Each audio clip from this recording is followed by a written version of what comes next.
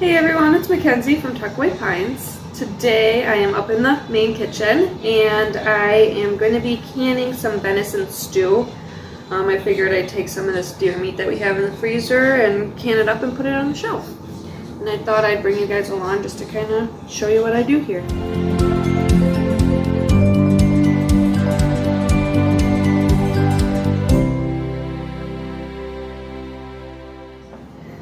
I'm just kind of setting things up yet. I have all my ingredients. I want to soak my jars.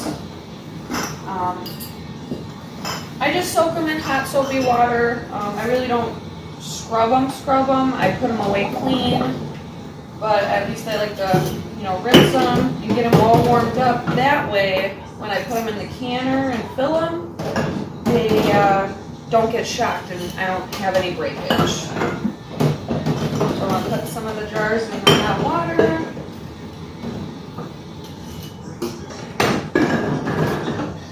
I don't know how many jars I'll really need, but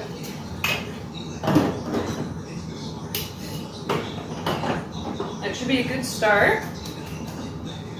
And I have all my ingredients, so I'm just going to be kind of chopping everything up. I'm going to put it all in separate bowls here, and we'll be loading our jars up in a little bit. So I hope you guys enjoy.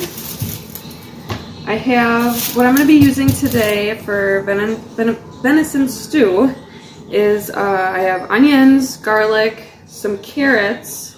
Oh, I actually got to grab some potatoes. I want to throw some potatoes in there. And then obviously a nice venison roast. So I'm doing that. I have various bowls just to kind of put everything in it when I'm done chopping it. This bowl is for my veggie broth scraps. I like to save my scraps for veggie broth, which I'll probably make a video on that eventually when I have enough, because I like to make it and then I can it as well.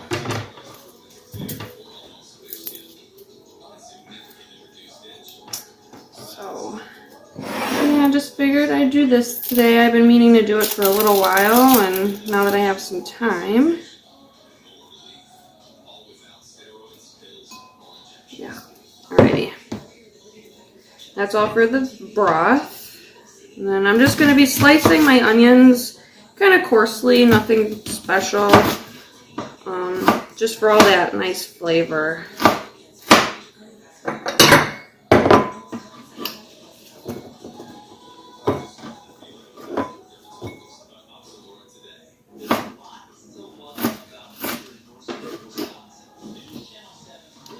Whew, these onions are strong.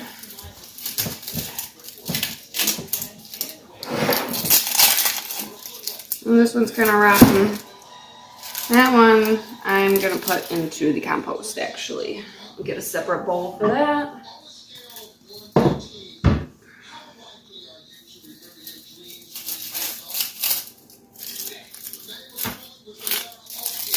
And it's a good thing I'm using up these onions. They're starting to sprout and go kind of bad, so. And it's a good way to actually use up food, especially if you're an experienced canner. You can kind of just take things from the kitchen that are kind of starting to go and turn them into something else.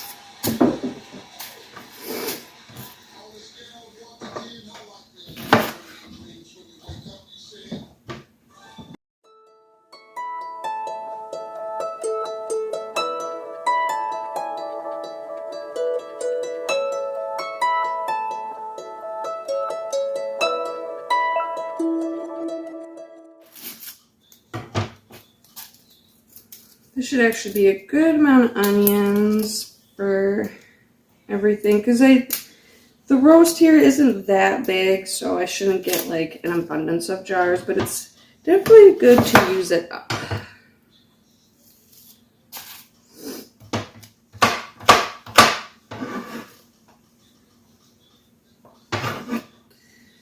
Okay, all my onions nice and chopped. I think that's a pretty decent amount. So I'm going to move that over here.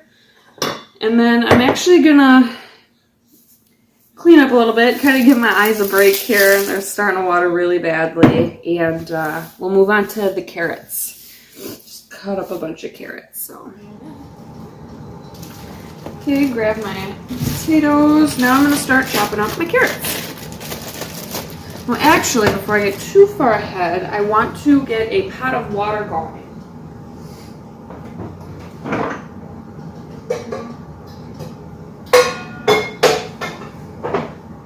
The reason why I want to do that is because when I put all my, ingredients in there, I need to have some warm water to put in, and then I'll can it.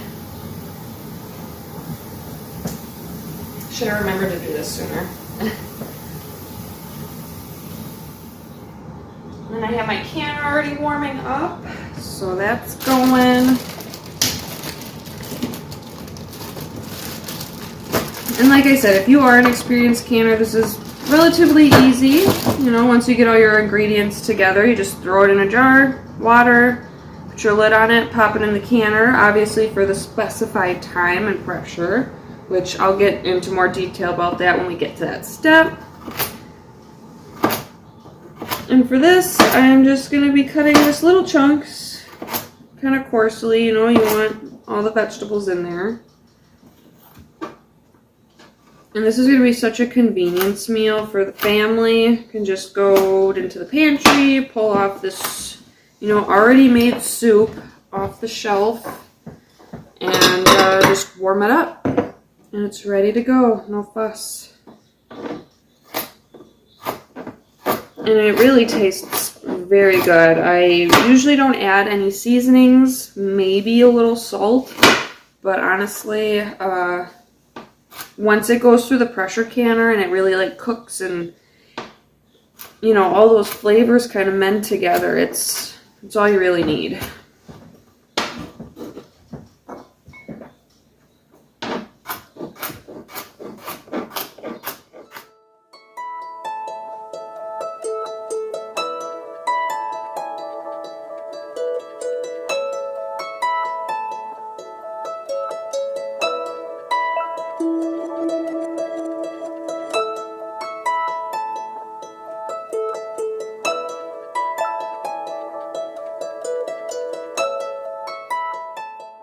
Have to. There, nice full bowl. Okay. Okay, now I think next I have, I'm gonna go with my yellow potatoes. You could really use any kind of potato. You don't even have to use a potato if you don't want, whatever. But I'm using yellow potatoes just so I can use some of them up. They don't go bad. And I think, I don't know. We'll start off with 6 potatoes. Hopefully that's enough. And when it comes to canning, I'd like to peel them. Make sure they're nice and peeled. Here. My little compost bowl. All the peels can go in there. That there. Yes, I like to peel them. That way, I think it's just primarily for a bacterial thing when it comes to canning. I don't know if botulism can kind of cling onto the peels or whatnot, but I've always just been told to peel your potatoes when you can them. So better safe than sorry, right? I mean, if anybody knows a little more information on that, please leave that in the comments, because I would love to kind of hear if that's really true or if that's just kind of like a personal preference that just kind of stuck. I don't know.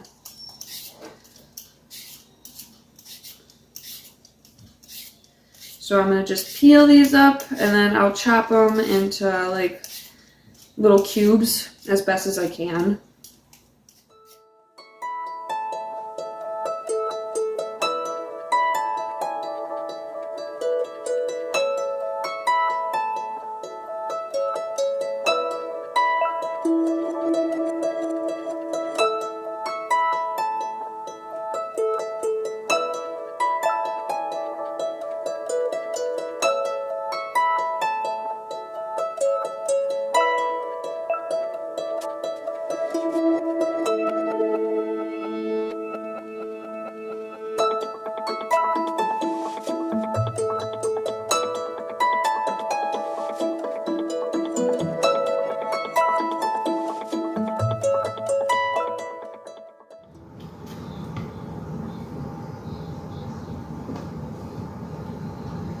Okay, my bowl is looking pretty full. I have a couple potatoes peeled, but I don't know if I'll need those, so I'll just kind of keep them off to the side. I guess I'll just add them to the bowl. I don't know, just keep them there, and if I don't use them, I'll use them for, maybe I'll just bake them for lunch or something, you know, a little snack, whatever. But next, I have my garlic. So I take the time to peel my garlic. I don't know if I want to use a whole bulb or not.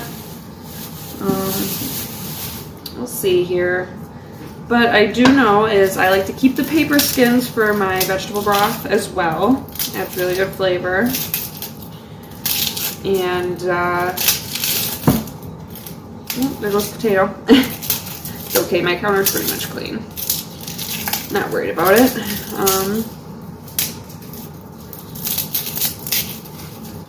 Yeah, I don't know how many cloves I'm going to use here. I guess it depends on the cloves. Each clove's different.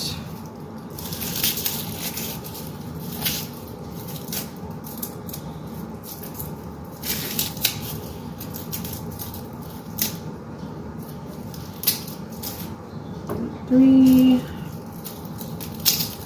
4, 5,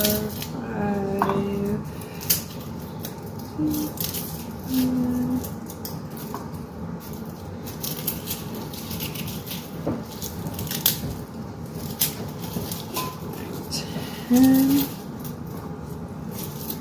I guess I'll probably just use up the whole bulb. Whatever, right?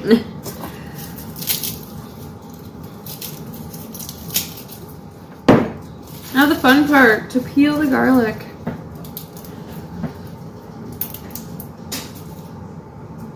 Actually, if you haven't watched it already, I filmed a video on how I make my own garlic powder. And there is a little trick that I use to peel the garlic a little faster. At least I think it's a little faster than having to sit here and pick at it like I am now. There we go. But yeah, I made a video on how I make garlic powder, so if you haven't seen that, go check that out, because it's so easy and it saves you so much money on powder and from having to buy it at the store.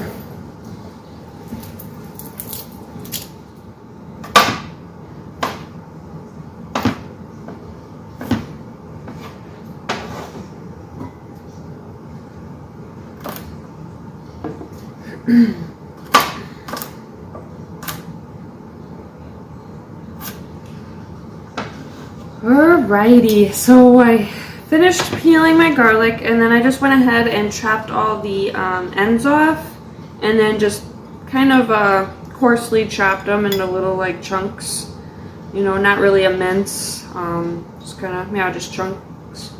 So I'm gonna move that over to the side. Since we're done with all our vegetables, I'm gonna go on to our roast here. I just need to grab some scissors. Rinse my hand a little bit. Oh yeah, our water's bubbling really good. Not boiling, but simmering there, bubbling.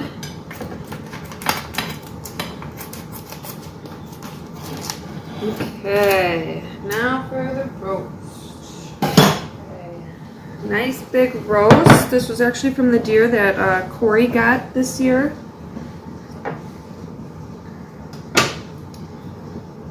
So, feels good that this won't be going to waste at all. And all I'm just going to do is just cut it up into like little cubes, little chunks. Probably roughly the same size, maybe a little bit bigger than I did everything else.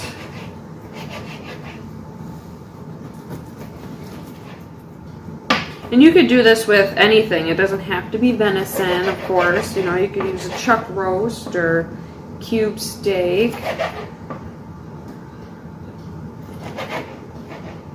So we got good little chunks like that. I think that's perfect. It's all gonna cook really nice, and just all these flavors are gonna fuse together. It's gonna be so delicious.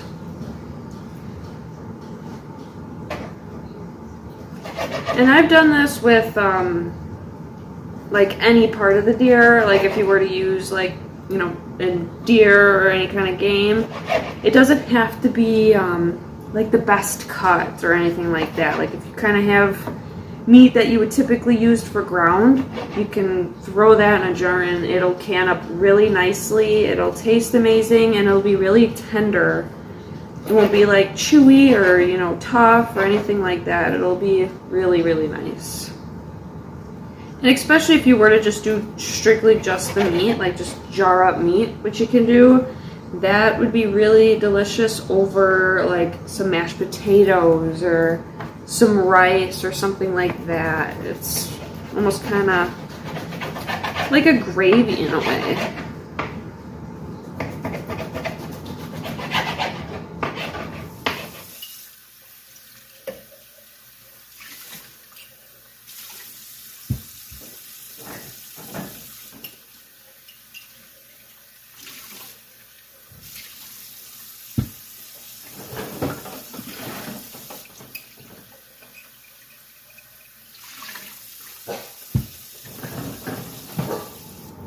Okay, I have all my jars nice and rinsed out. They're actually, I rinsed them with warm water, so the jars are still really warm. I have my hot water off to the side here. So I forgot my ladle. I want to ladle the water into the jars once they're full. But now it's to fill them. So I'm just going to kind of go along and just kind of layer everything. Just kind of fill, you know, the jars up with all my ingredients. Some potatoes in, a little bit of onion,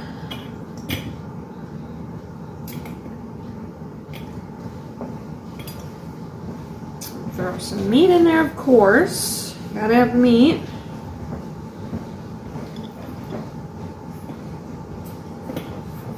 Looks like a good amount, right? And then I'll add a little garlic. Flavor, and then of course some carrots for color. And again, you can add basically any vegetables that you or your family prefers. You do want to leave about an inch to an inch and a half of headspace, and that's including with the liquid. So you don't want it too full. I'm just kind of pushing things down. There, that looks pretty good. I'll fill all my jars and then with the solids, and then I'll go back and add the water. So, kind of just repeat. Add some potatoes, a little bit of onion. Don't want too much onion, don't want too oniony.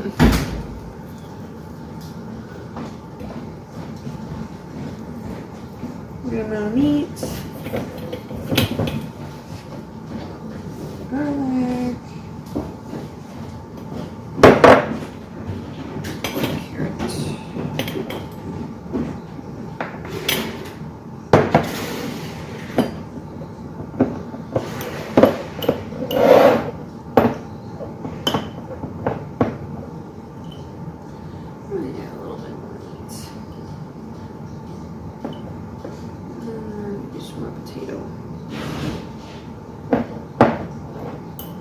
There, that looks good. Clean hand.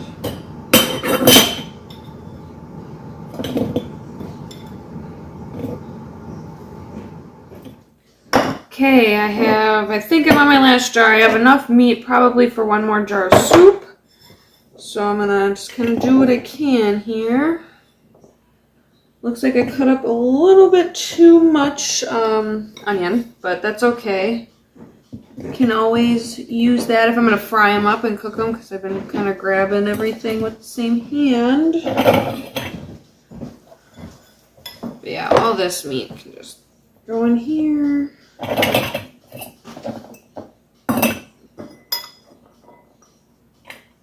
Throw some of that garlic in, and then yeah, probably the rest of these carrots can go. Okay, I'll probably just throw in the rest of these potatoes as well. top it off. So there we go. We have 6 pints. So that's good though. I'd rather pull out too many jars than not enough, right? So 6 pints, and then now I'm going to start adding my water. Fill them up, like I said, about an inch to an inch and a half. So maybe around the shoulder of the jar where it starts to kind of curve, if not the neck of the jar. So somewhere right in there. Because you don't want seepage when, let me switch over. You don't want any, what do they call it, seepage or siphonage while you can, because then that's when you get a lot of stuff that comes and leaks out. So, and that's another thing as well. I actually have to grab it. I forgot. You can use like a butter knife, or if you have a debubbler, which is essentially it looks just like this. It's just a little thing that you put in your jar. You kind of poke around a little bit, and then it releases those air bubbles, so all that liquid can actually flow down. Because you don't want any air bubbles either, because that can also cause room for bacteria, and also you might have a failure. It won't seal properly because of that. So just check for our air bubbles. I'm going to add just a touch more because you not only want all your air bubbles out, but you also want all of your stuff in the jar to be covered by liquid. And while you're within that headspace range, so if you have maybe a little too many items in there, take a spoon, scoop some stuff out so it's not too high. Okay, all cleaned up. Now I'm just going to continue filling up my jars. You want that inch and a half of headspace. Make sure all your bubbles are out, and make sure all your solids are covered.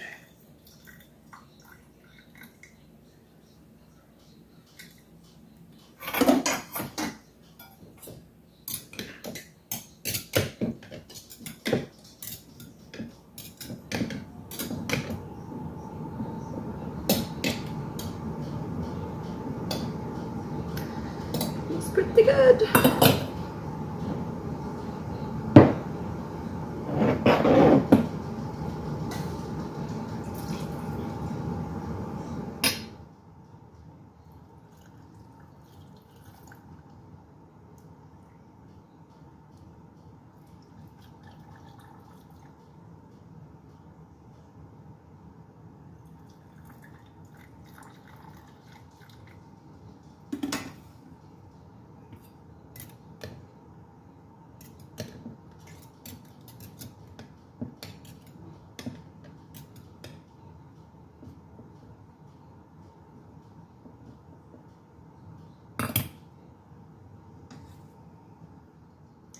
Okay, so all my jars are nice and full, all the bubbles are out, everything is covered with the liquid. Next, what I'm going to do is I'm going to clean my rims, put my lids and bands on. And how to clean my rims is I just take a clean piece of paper towel, I'll dip it in some vinegar, if you have some white vinegar or even maybe apple cider vinegar, whatever. And I just kind of go around the rims, make sure everything's clean, no food, no oils are on there that could prevent my lids from sealing. So you just never ever know. And mind you, I didn't put salt in here.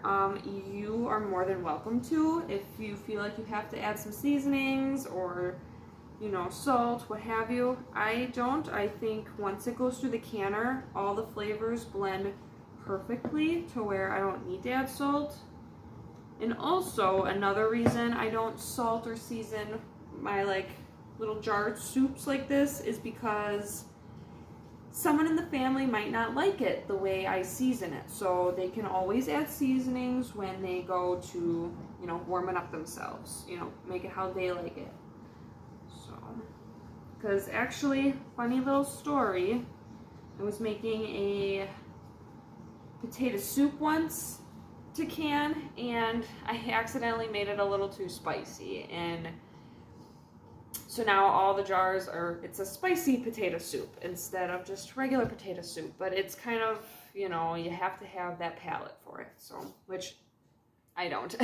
So I have to kind of push myself through it. But anyway, I just wiped down all my rims. I'm going to place all my little lids on and then put my bands on. Now you want to just screw them on finger tight, you know, just where you start feeling that resistance.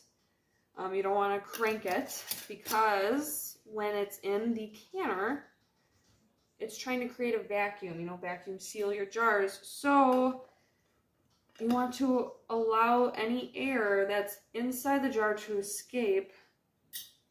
Otherwise, it just won't seal. Won't be good.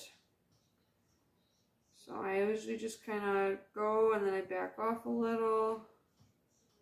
Just a touch. And you also got to think the metal's going to expand as well once it's in the canner too. So put that into consideration as well.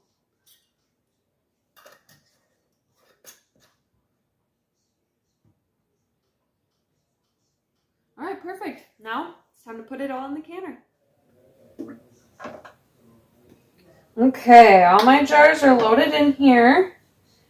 And I forgot to say, honestly, I know there's meat in there, but that, to me, that looks really pretty. I know it just makes me feel really good knowing that this is just a meal in a jar. Can grab it and eat it right away. At least it will be here shortly. So anyway, all my stuff's in my canner. I am going to be putting my lid on. Let's see, this way. Okay. Okay, it is locked and loaded. And right now I'm gonna bring it up to temperature so it can start venting. That's because my model is a Presto. I have a Presto. It's a gauge, and then I have the little like vent regulator, I guess you call it. It's not really a weight. So I have to let this start venting for 10 minutes, and then once the 10 minutes is up, then I can put my little regulator on, and then I have to bring it up to pressure. And that is based off of your elevation. So I am roughly 1,500 feet, so above sea level. So I have to can at a pressure of 11, I believe. Let me double check that.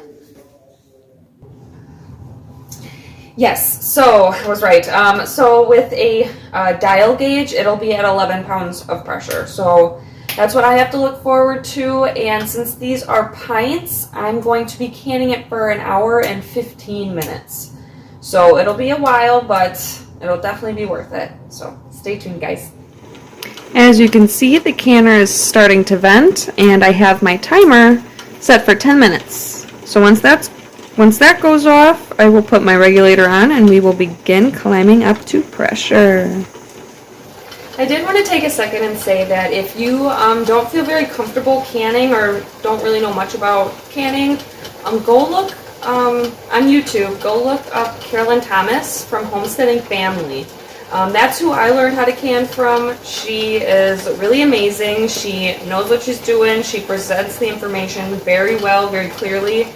I don't know her personally, but I'm just a big fan. Like I said, she taught me how to do all this, and it's amazing. It really has opened up a passion for me. I enjoy it a lot. It makes me feel really good inside, and it's my happy place. So yeah, anyway, if you are very interested in learning how to can, definitely go to her, giving her a shout out, because yeah, she's awesome. She knows what she's doing, and yeah, definitely will teach you how to do it too. So go look into that. Carolyn Thomas, Homesteading Family, Master Canner. Okay, I forgot to film myself putting on the little pressure regulator, but we are a little over pressure. We're at 12, which isn't too bad, but I don't want it to get any higher than that. I want to stay around 11, 12. So I want to gradually lower my heat I don't want to lower it too fast. It shocks everything. But once we get right into that sweet zone, I'm a little over yet. So I'm going to kind of wait, bring it down a little, and then I will start my time. For pints, it is 1 hour and 15 minutes. And then for quarts, it's 1 hour and a half. So, see you then. Alrighty, so it has been 1 hour and 15 minutes, and I've maintained my pressure between 11 and 12 pounds. And now I just turned off the heat, turned off my timer, and I have to wait for everything to come down to pressure. And naturally, of course, you don't want to go taking anything off. It will cause a lot of problems. But yeah, let everything come down naturally and cool down because it is extremely hot right now. And then we'll take everything out, put it out on the counter and let it cool, and yeah, we'll see you then. Here we are, our beautiful pint of venison stew. So delicious. Actually ended up eating one right away, so there were 6, now there's 5. Okay, so it's the next day. All my pints have been cooled off completely, and I am putting them on my pantry shelf here. So yeah, it turned out really delicious. I obviously labeled my lids and dated, so I know when everything was made, what's in there, and yeah, turned out really great. Successful batch of venison stew.